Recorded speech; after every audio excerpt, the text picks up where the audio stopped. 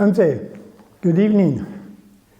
My name is Joseph Donhauer. I'm a Saulteaux Cree man from the Keys Nation in Saskatchewan, and I'm really pleased to be here tonight to address the AGM. It's an honor to be able to acknowledge the Esquimalt Songhees people, as well as the Paquachin, the Sayout, the Sartlip, the Sycam, the Malahat, and the Sioux peoples for allowing us to live, work, play, and flourish on these beautiful lands. I'd also like to add a blessing. I'm going to speak in Cree, and I'll give you a translation after I'm done. Gistimantu nuwapa mokina. Gistimantu nuwapa nibidan. Gistimantu nuwapa wiwasisak. Nimiyayan, nimiyayan, nimiyayan. Translation is, Creator, we see you. Creator, we hear you. Creator, we hear children. We are well, we are well, we are well. So yeah, so forgive me in advance if I don't rise to Allan and Jeff and Jordan's oratory skills this evening. It seems a long time ago since we last met. So much water has passed under the bridge in the last year. This is the year, in one way, has been the usual mix of challenges and changes and achievements and plans for the future and hopes for the future. But this usual mix has, I think, manifested in a much more pronounced and complex way than usual this year. It's been a tough year, I think it's fair to say, with our fair share of darkness and challenge. But it's also been a year with more than our fair share of light. And it's been, when I sat down to write my report, it struck me so strongly and powerfully just how much has happened in the last year, how much we've been through, and how much we managed to achieve, really. And well, what I'm going to say, it maybe seem a little bit like a laundry list of things. I think it's really important for everyone to hear some of the things that we have done and what we have faced and what we've achieved despite what we've faced. Some of the key challenges that we faced in the last year, in no particular order, one is, which is, I think, often been quite invisible in the wider society, has been the overdose and poison drugs challenge that our community face. And we've started to use the word poison drugs because many of the people in our community who have died in the last year haven't died of overdoses. They didn't get the dosage wrong in what they took. It's what they took that killed them. It was the poisoned drugs. And it's been a terrible year in that respect, and a real challenge. Obviously, not just for the people who we serve, but also for my colleagues. It's been a very traumatizing time for the whole community, and that's been a deep challenge for us. The continued shortage of housing has been a challenge, and we've seen the numbers of people living rough and without homes, physical homes, rising.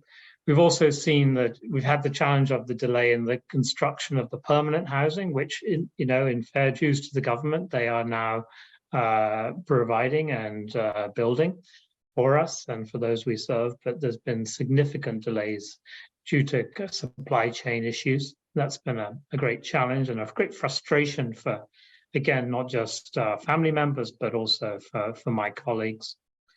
The cost of living increases have been significant for us, with food costs up to 20% increased, At the same time, a 35% increase in demand for our food services. So the cost of living and inflation has affected us like so many people. We've also had a challenge of donor retention and attraction. The last year has been tough for everyone, I think, in Greater Victoria, especially with the stock market declining. A lot of the people who support our work rely on the stock market being reasonably buoyant to have the resources to share with us. So we had the sort of double whammy this year of people's share values going down, plus their cost of living going up. And, that's made it very challenging for Marg and her team. And I think most nonprofits are really struggling to raise donations this year. We've had trouble and challenges with staffing. I don't need to tell anyone in this meeting how difficult it is to hire people and what a challenge that has been across our province and our country. And we've not been exempt from that. So, and we have the additional challenge of trying to hire people into work, which is very difficult and challenging. And, there are other jobs out there that would perhaps be more appealing in terms of challenge for folks. So, we've been battling that as well. The continued unattended mental health and addiction challenges that we see amongst those we serve has continued to be a challenge, particularly I think of those who are living rough and on Pandora Avenue and in parks and other parts of our city, people who have not either been able to maintain housing or even get it in the first place, and who are really not getting the services they need. And we watch each day as their situation deteriorates, and that's been a challenge, obviously primarily for them, but also for my colleagues as well. Securing funding, sustainable funding for new roads has continued to be a challenge. We've been working on this for 2 years now, and I think, I don't think anyone who heard Jordan or Jeff speak this evening could doubt for a moment about the crucial importance of having sustainable funding for a program like New Roads. And yet we, despite continued and concerted efforts, have failed to secure sustainable long-term funding for that as of yet, but I remain hopeful, and I'll come back to that. The second year of COVID was very challenging, I have to say. It was interesting to see the difference between the first and the second year. When I talked with you last year, it was a much more sort of positive view of COVID, in that I think in the first year, my colleagues and those that we serve managed to kind of weather it pretty well, I think, when spirits were still pretty good. But the second year really took it out of people. And I think like it did for everyone, really, frankly, but it really was pronounced in our community. And colleagues really, I think, struggled and were exhausted and tired and fed up. And as were our family members as well. For them, it was a tough time. We also had the challenge of, we were unionized this year. Our colleagues voted to become part of BCGU union, and we've had the challenge of implementing that, which is a very time-consuming, very complicated, complex process. Which takes a lot of resources. So we've been facing that challenge as well. The thing that strikes me most about the year is how well we've, I think, addressed those challenges, and how many things we have achieved in spite of them, and maybe even as a result of them, in a sense. Your challenges are your opportunities to achieve, aren't they, really, if you look at them that way? And some of the things, again, in no particular order, I think have really been massive achievements for us, been in the housing area. Yes, it was a challenge, but we've also managed to keep, this evening there is 500 people who are sheltered and housed with us this evening who weren't several years ago. And the vast majority of the people that we house from the camps and camping are still with us. And they have transformed their lives in many instances, or certainly stabilized at the very least. And many have transformed, and many have actually already gone on to permanent housing in the market in private sector or in other places. And we are also moving to our permanent housing situation. And our first one, Albina Street in Saanich, is unfortunately was meant to open a few months ago, but it's looking like it'll be kind of January now. But we're so close to that happening, and that's been, I think, a great achievement. The implementation of the unionization and the collective agreement, I think, has been a great achievement. It was a real challenge for us, and even the union has acknowledged that we're a really complicated organization and much bigger and more complicated than most of the places they have to work with. And yet my colleagues have worked so hard to make sure we are compliant in every way and to roll it out, I think, as in as a smoother way and as painless a way as possible. So I think that's been a massive achievement for us.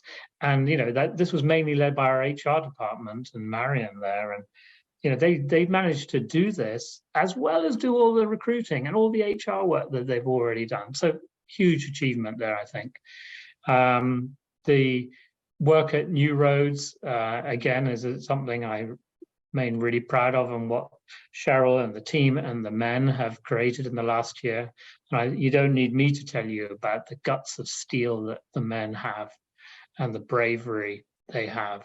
You know, it's them that makes it work. Yeah, we're there to support them, but they've made that place work in a way that I think even those who dreamt it up initially couldn't have imagined how well it's going. And we've continued to attract more people. And as of today, we are 87% full in terms of our capacity there. So we continue to attract people despite the difficulties of getting people to come in and the processes and the barriers. So that's been, I think, really thriving and happy and successful community.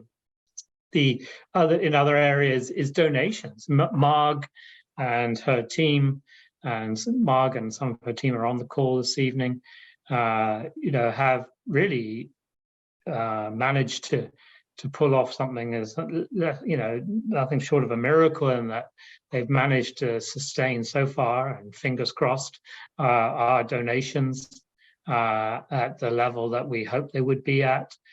We have not seen a fall off, and they have worked so hard to achieve that. And, you know, Stephen, I think, is also on the call, you know, organized the most successful Hungry Hearts we've ever had. We've raised more money in that this year than any year, and the coldest night of the year.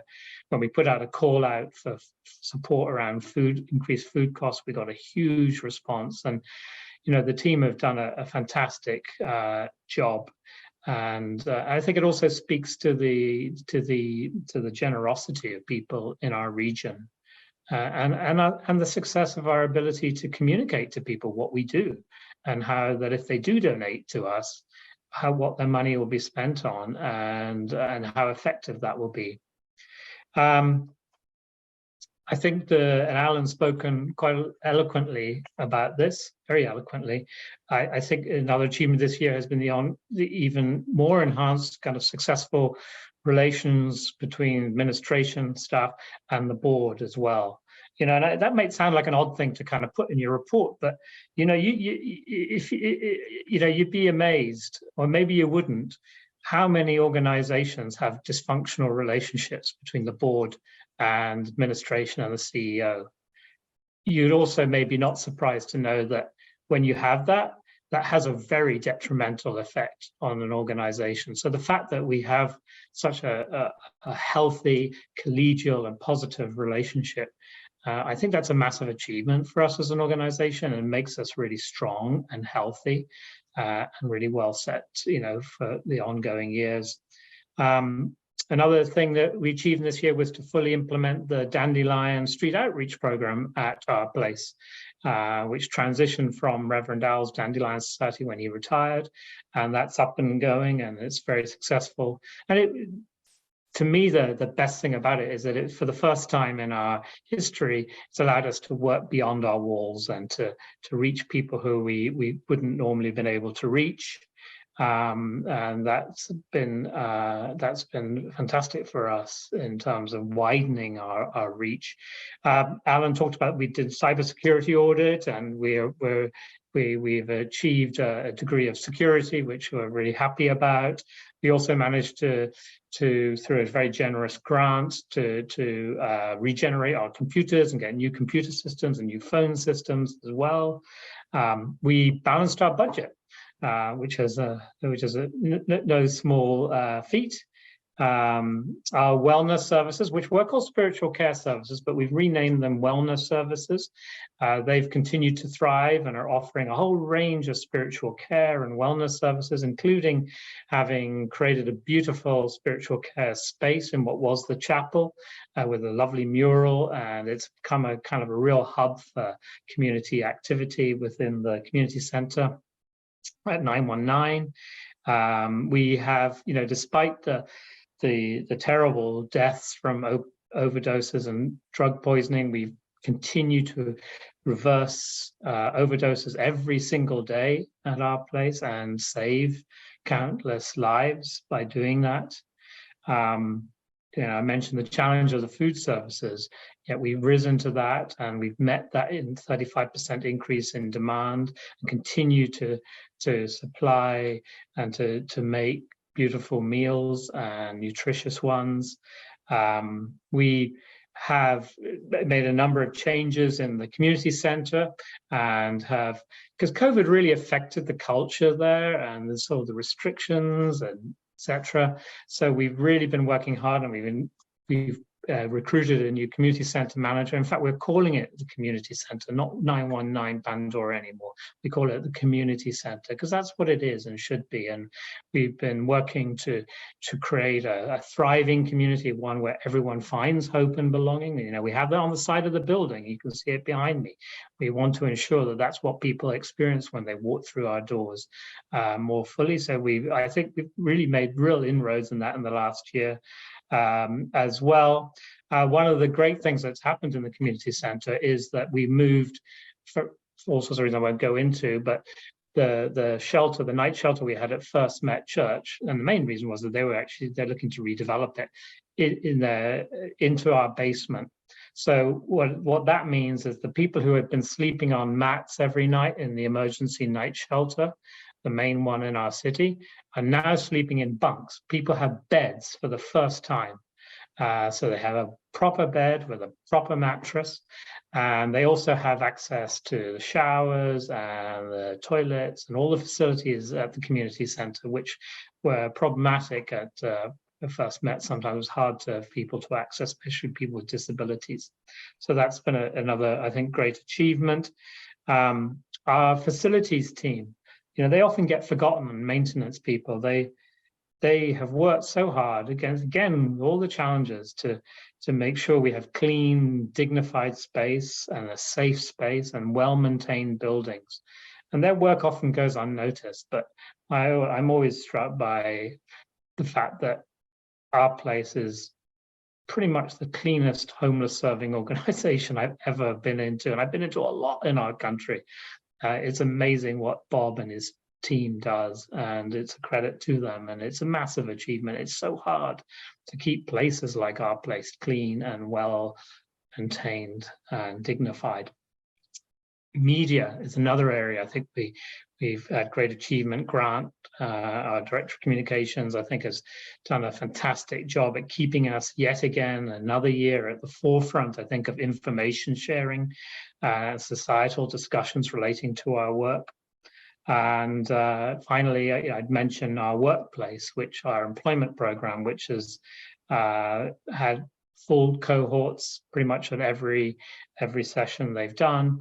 And so many of the people there have got employment. And indeed, government's so happy with it that the Minister for Social Development and Poverty Reduction is making a visit tomorrow morning to have a look at our workplace, because he's heard so many good things about it. So, I know that time is going on, and I will curtail what I say, but looking to the future in the coming year, it would be around permanent housing, getting everyone out of transitional housing into permanent housing, which is scheduled for this coming year, to continue to create a thriving community center in Pandora, to secure finally the sustainable funding for new roads, TRC, and to continue the work of consolidation You know, when I came on 2 years ago, my job was, I was told, was to consolidate all the things that have been happening in the previous few years. And it didn't really work out like that, because we went through a massive process of growth and period of growth where we doubled in size effectively in terms of revenue. But now I think we're in a phase where we can consolidate that growth, and we must do that, I think, for the security of the future of the organization. And we will continue to define our post-COVID world as well, because it has changed things, but I think it's given us a chance to change things for the better as well. So I'd like to thank and recognize all my colleagues who continued to serve in increasingly demanding, trying, and traumatizing times in the last year, and serve not in a modest way, but in a massive way, with great spirit and dedication. And I'd also just like to quick shout out to Linda, who's on this call, who organized this whole AGM, which might seem like a really straightforward and easy thing to do, but it's neither of those things. And Linda spends so much time organizing it, and it's gone so smoothly and beautifully. And like a lot of things that go so smoothly and seemingly easily, it's because of all the hard work that goes into them. And Linda, others did stuff too, but I have to say Linda did the vast amount of and the lion's share of it. So I just want to acknowledge that. Also wanted to thank and acknowledge our partners in the community, other nonprofits, government, our funders, community associations, businesses, and the police, all of whom we've worked with closely and as partners, I think, in the last year, and effectively. And I want to thank also our donors whose generosity has remained steadfast. And it's actually truly remarkable in a year like we've had economically in the world and in our country and our province. People have stayed with us and remain so generous. It's actually, I know people say things are humbling, and it's kind of a rather overused word, but it really is humbling. And finally, I want to thank the volunteer board and also the advisory committee for all their true support and incisive and helpful advice. And on a personal note, for always being there for me and really making me feel so supported. Again, you might think that's a normal thing, but believe me, it's not something that happens everywhere, but it happens in spades really at our place. And finally, I'd like to particularly thank Allan, our outgoing board chair, for his tireless work on behalf of our place.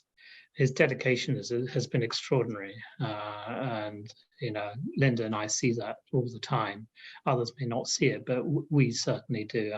And I also want to thank him for his thoughtful and heartfelt and kind and immensely smart support for me personally and also professionally. I'm going to miss you, Allan, but we've already agreed to still go for our walk and talks even when you aren't board chair, and I look forward to that. But thank you for everything that you've given to me and all the support you've showed me in the last year. Thank you, everyone.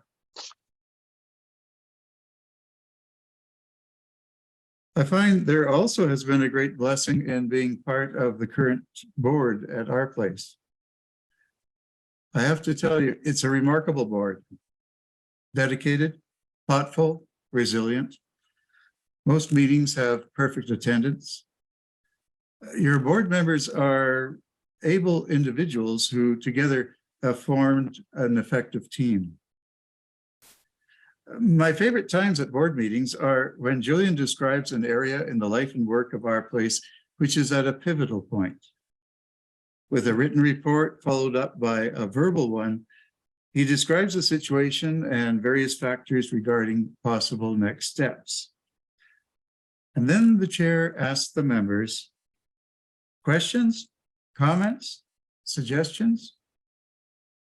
This sets off a free-flowing exchange of ideas as members and Julian explore further the issues before them. And at the conclusion, well, why, of course, it's handed all back to Julian. After all, we are a governance board. We look at the big picture, while the daily management is a staff responsibility. We know that Julian has been listening, and we have every confidence that he and the leadership team will make good decisions and take appropriate action. A major area, of course, for a board such as ours is focusing on accountability and risk management. For instance, during our rapid expansion in housing, when each new proposal arose for our place to manage yet another facility, each time Julian brought it before the board. And only after the board was satisfied that due diligence had been taken and we had the capacity to further expand in this key area, only then was there a green light to proceed. In addition to our usual activity this year, we ensured that a cybersecurity audit take place. We also arranged for an external CEO review. It focused on the CEO's relationship with all those staff who report directly to him. No surprise to board members, the report confirmed the exceptional gifts Julian brings to his role. At the conclusion of a detailed document, the consultant speaks of Julian as, and I quote, "A CEO who is so clearly valued and respected for his sensitive, astute, compassionate, and dedicated leadership." As your board chair, I heartily agree. It's been a highly meaningful and delightful experience to work with Julian. My term as chair concludes at the end of December. However, I look forward to continuing to serve on the board for some time. I wish to express appreciation for all the insight and support I received from our vice chair, Margot Goodhand, and from our former finance and audit chair, Andrea Jakeman-Brown. Margot, you have served so well as our vice chair. I know that our place and the board are in excellent position going forward. The board also has been very well served by our finance and audit chair, Patricia Walker, our board development chair, Greg Connor, secretary, Laurie Austin, and our executive assistant, Linda Palmier. Thanks also to former board chairs, Ernie Quantz and Diana Butler, for all the wise counsel that I could call upon. Finally, I wish to recognize Reverend Bob Stobie and Dr. Robin Krause. Their leadership and their vision were instrumental for the creation of our place in the first place. At age 85, Bob Stobie passed in late October. A celebration of life will be held at St. Paul's United Church in Sydney on Saturday, November 26th. Robin Krause, for 10 years, he was chair of the Open Door Board, right up to its merger with the Upper Room to form our place. Now aged 98, Robin recently fell and has been recovering in hospital. Our prayers and best wishes are with Robin, and they also are with Janet Stobie and with their families. Next year, this board and the staff and the volunteers and family members will be engaged in creating the next 3-year strategic plan. No doubt it will be different than the current one because our programs and services and the needs, they keep evolving. However, I'm certain that the theme of belonging and hope, that will remain central. Our mission will continue to focus on offering Greater Victoria's most vulnerable citizens a place to call their own, a community where we live, share, and grow together. And we look forward to your being part of that process. So therefore, the meeting is adjourned at 7:52 p.m. and a good evening to you all. Goodbye for now. Bye, everyone. Thank you.